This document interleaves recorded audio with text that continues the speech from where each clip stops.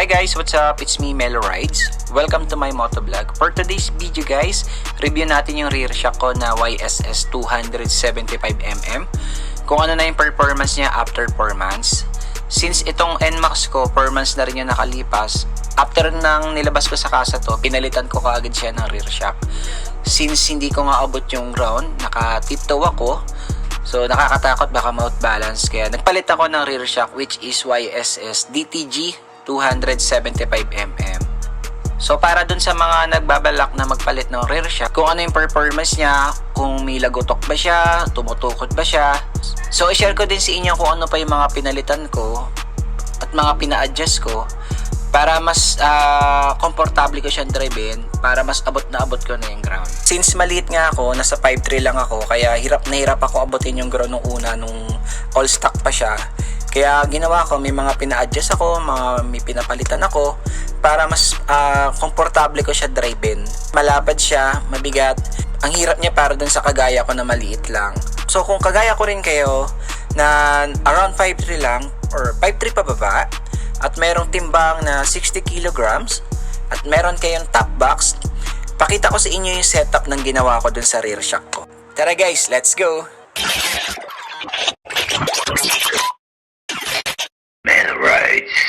So ayun guys, ang unang in-adjust ko dito syempre yung upuan. Pinatabasan ko na siya. Kung mapapansin nyo guys, tabas na yan.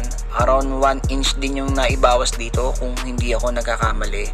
Kasi kahit pinalitan ko na yung rear shock niyan, still tiptoe pa din ako ng konti. So ang ginawa ko, pinatabasan ko na yan. So malaking tulong din yon na naidagdag para mas mapababa pa siya.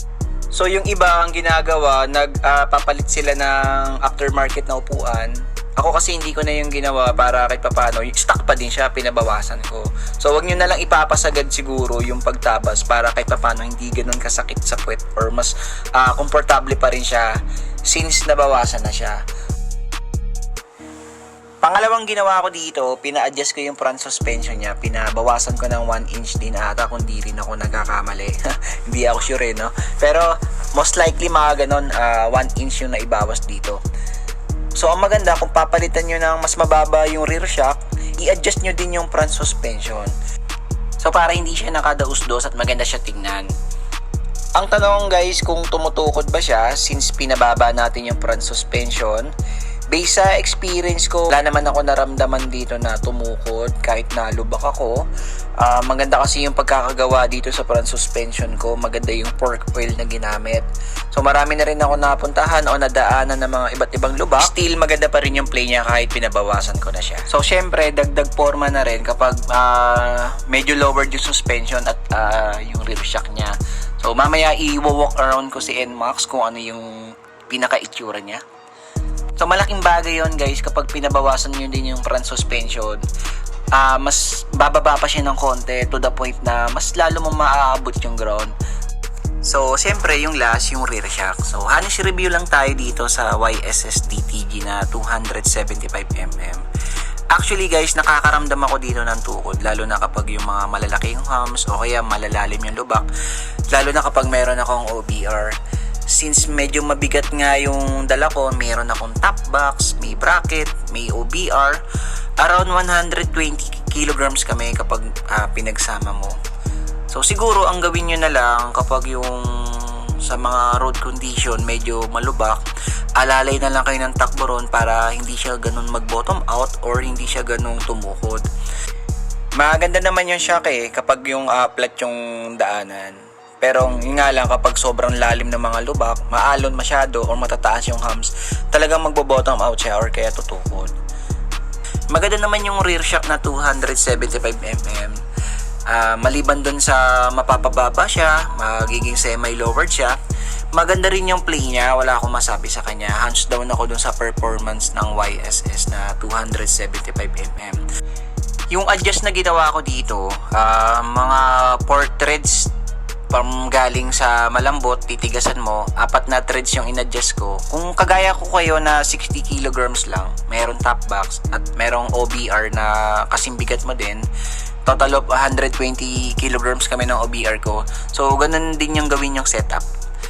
From malambot, tigasan nyo, 4 threads lang, Ngayon, kung mas mabigat kayo sa amin, i-adjust nyo na lang yung spring or tigasan nyo pa para hindi siya ganun bumaba ng konti. So, i-adjust nyo na lang hanggang makuha nyo yung pinaka tamang timpla para sa bigat nyo para kahit papano maganda yung play ng rear shock.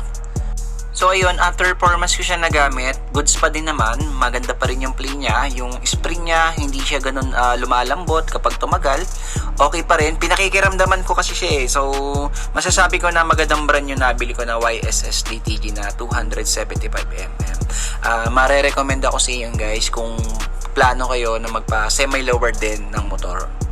So, pakita ko naman sa inyo yung itsura ko kapag nakasampa ako sa motor, lalo na kapag mga traffic situation. May ginagawa kasi akong diskarte para kahit papano, since na-adjust ko na siya lahat, still naka-tiptoe pa rin naman ako.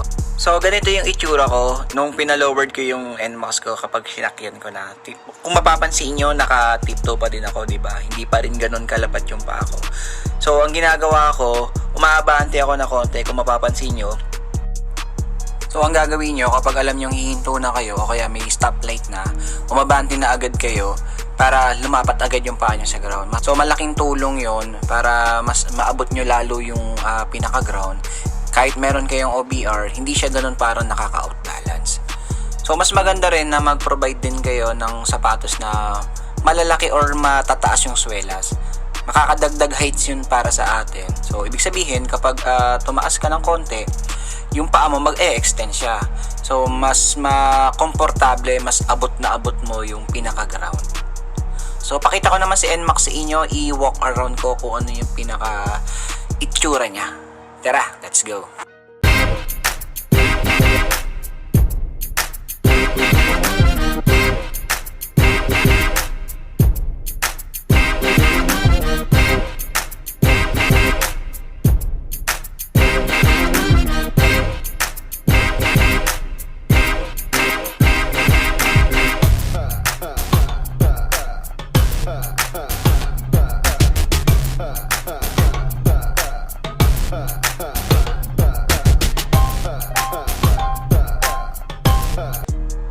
So ayun, sana nakatulong yung tips natin no, na shinare ko sa inyo para dun sa mga nagpaplano na magpa semi-lowered ng NMAX at magpalit ng rear shock na 275mm.